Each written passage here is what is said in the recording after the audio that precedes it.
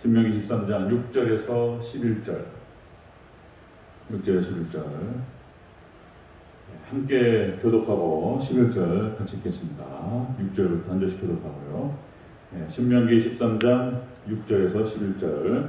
제가 먼저 6절 읽습니다.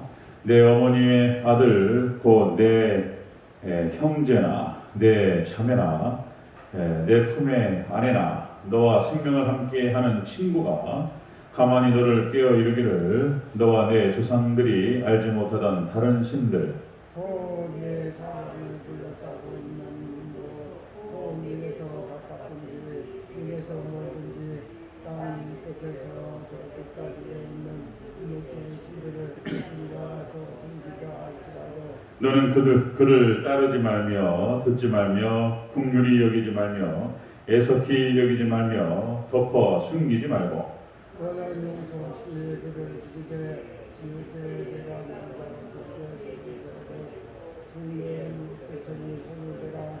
그는 애굽 땅 종되었던 집에서 너를 인도하여 내신 내 하나님 여호와에게서 너를 깨어 떠나게 하려 한 자니 너는 돌로 쳐 죽이라.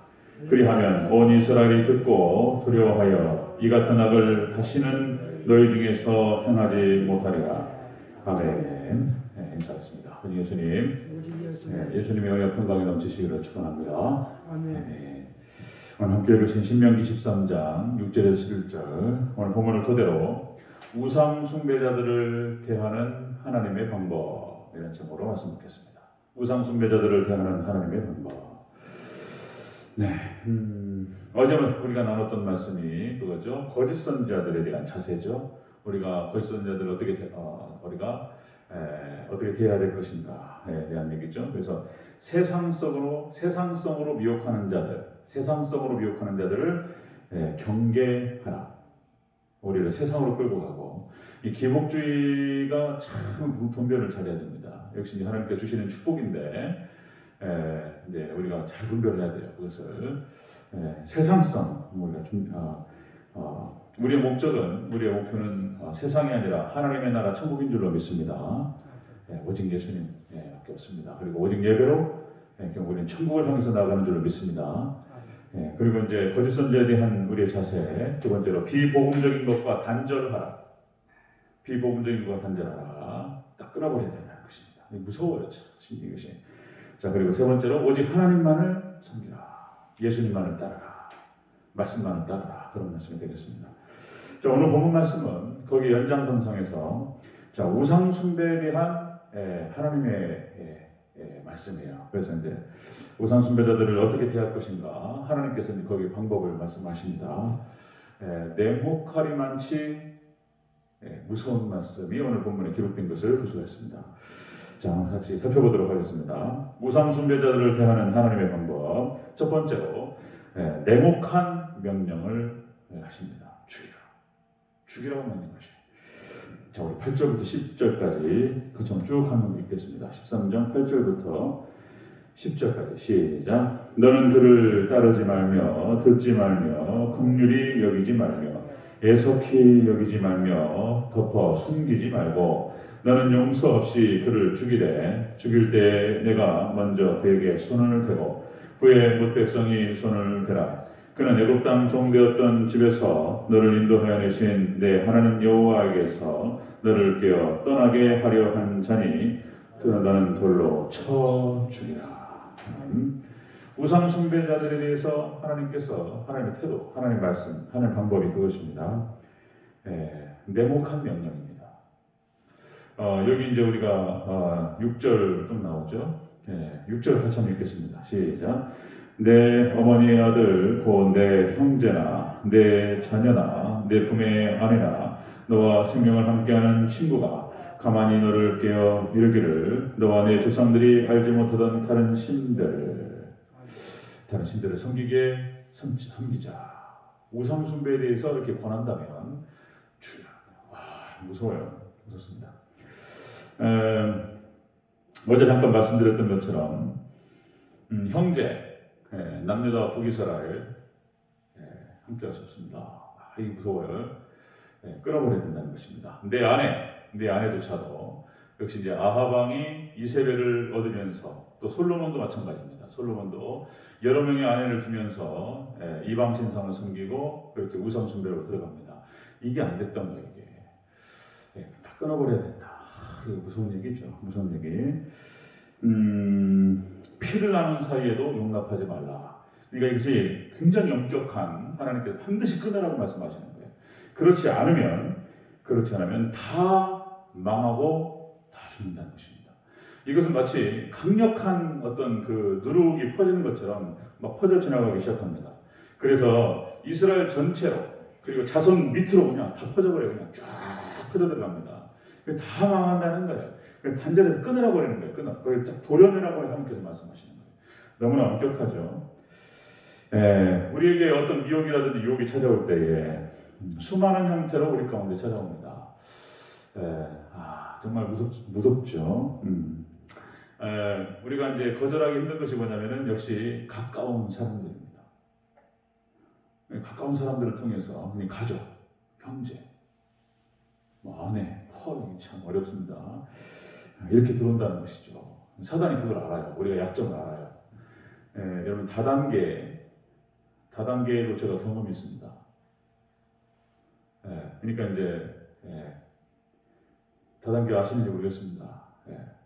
그러니까 이제 뭐냐 거절할 수 없게 만들기 위해서 이제 그 사람들 다단계를 하는 사람들이 수많은 경험을 통해서 이제 그 방법들이 나오는 거예요. 그래서 이제 가장 가까운 사람, 가족, 그다음에 가장 가까운 친구, 가장 가까운 선후배 이렇게 딱 들어옵니다. 그러니까 거기 이 관계를 생각하니까 거절 못하는 거예요. 저도 이제 정말로 제가 아끼는 후배를 통해서 다단계에 손이 쫙 들어왔죠. 어쨌든 이제 거절을 했는데 거절할 때 잘해야 됩니다. 거절할 때 또 이제 저는 이거 잘해야 돼요. 이런 식으로 사단 취급하듯이 해버리면 끊어져 버려요. 관계는 또 지혜롭게 또 돼야 돼요.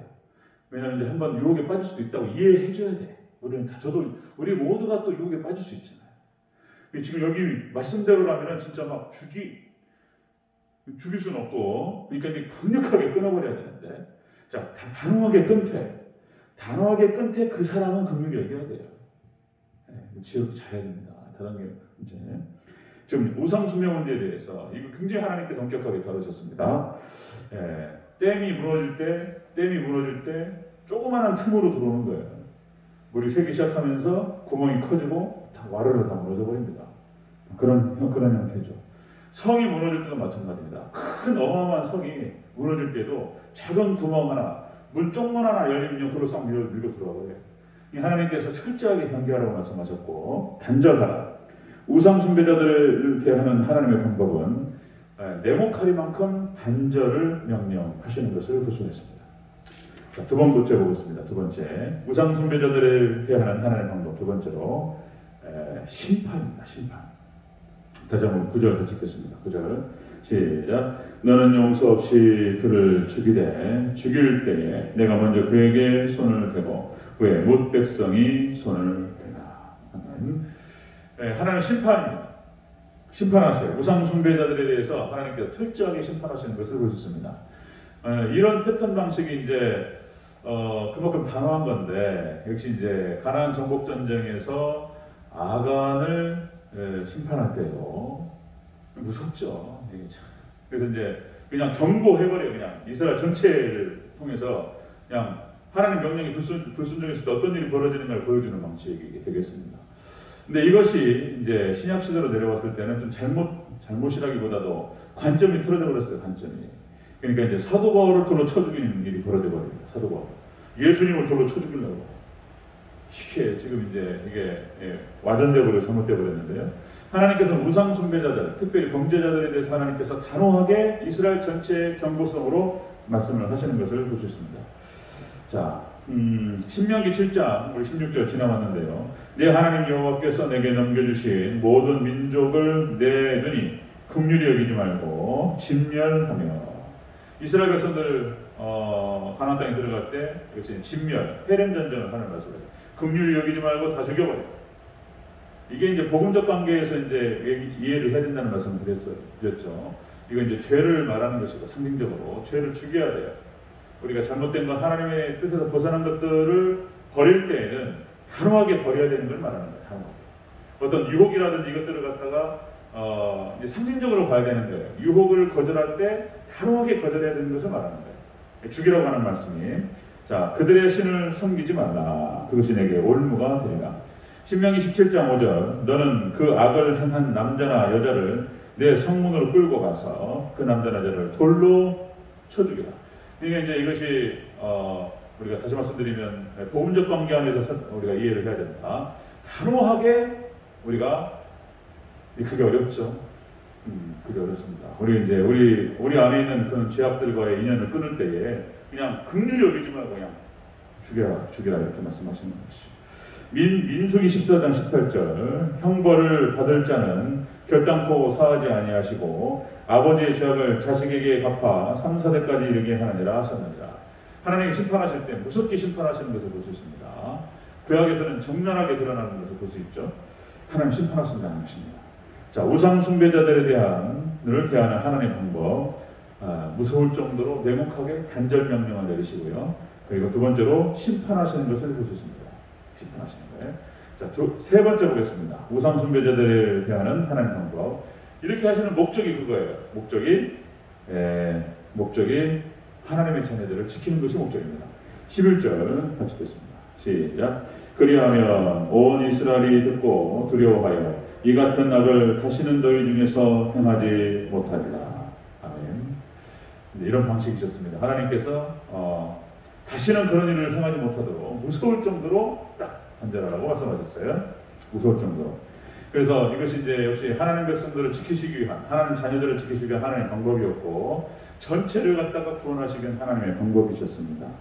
그래서 이것이 결국은 이제 사랑의 매라고 할 수 있죠. 사랑의 매고, 이게 사랑의 매, 회초리 이러면은 적절치 않을 정도로 너무나 가혹하니까 그런 것이죠. 징계가 없다면 역시 우리는 고하다, 사생하다 그렇게 말씀하시죠. 그래서 하나님께서는 이렇게 하시는 목적이 역시 이제 하나님 백성 전체를 구원하시고 바른 길로 이끄시기 위해서 이렇게 가혹하리만큼 우상 숭배를 근절시키셨던 것을 볼 수가 있습니다.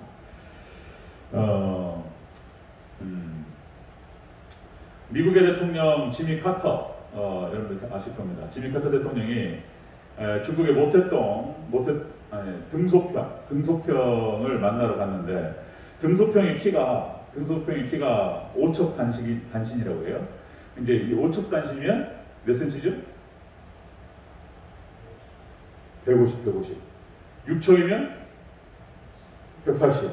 6척 장신이다 그러면 180이고 5척 단신. 그러니까 등소평의 키가 150밖에 안 됐다고 그래요. 똥땅해가지고 키도 작고 이런 사람입니다. 그런데 지미 카터 대통령이 등소평을 딱 만났을 때 첫인상을 뭐라고 얘기하냐면 거인을 만나는 것 같았다 이렇게 얘기합니다. 거인. 사람이 작아 보이지 않아요. 우리 최하식 장로님하고 박종 장로님 안 작아 보여요. 키가 몇이나 되는지 모르겠지만 작아 보이지 않습니다. 굉장히 커 보이는 거예요. 이유가 뭐냐면 등소평이 그때 당시 12억이었나요? 그 인구의 먹는 것 문제를 해결했어요. 그 12억이라고 하는 엄청난 인구의 먹고 사는 문제를 해결했다는 거예요. 이게 개혁개방 정책을 통해 가지고 중국의 어느 정도의 자본주의 그 원리를 끌어옵니다. 그래서 이 12억이라는 숫자가 거의 굶어 죽어가는데 이 문제를 해결해요. 그리고 그 사람이 가지고 있는 그런 번뜩이는 지혜와 눈빛과 카리스마가 등소평의 카리스마가 거인으로 보였다는 거예요. 그런 표현을 하는 것을 보셨습니다.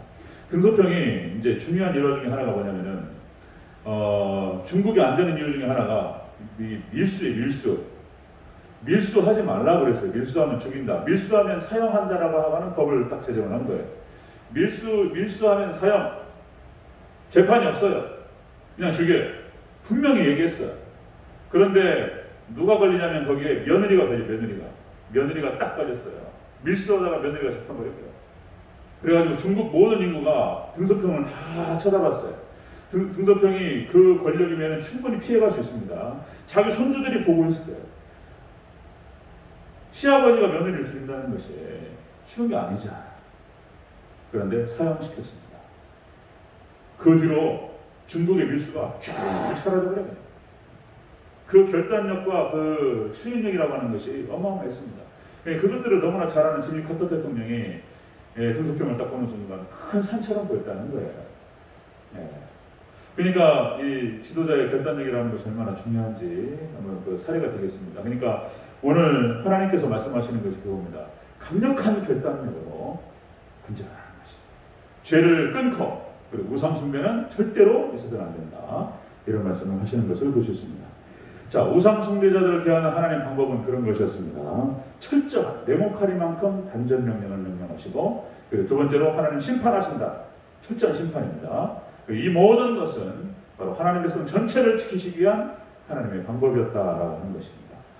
여러분들 우리 교전체육교회가 철저히 우상 숭배, 그 정도로 하나님께서 싫어하시고 강력하게 명령하시는 명령이기 때문에 우리가 이 말씀을 같이 읽고 같이 이렇게 우리가 생각하면서 철저하게 하나님만을 더욱더 잘 섬기는 저와 여러분 되시길 주의로 축원합니다. 기도하겠습니다.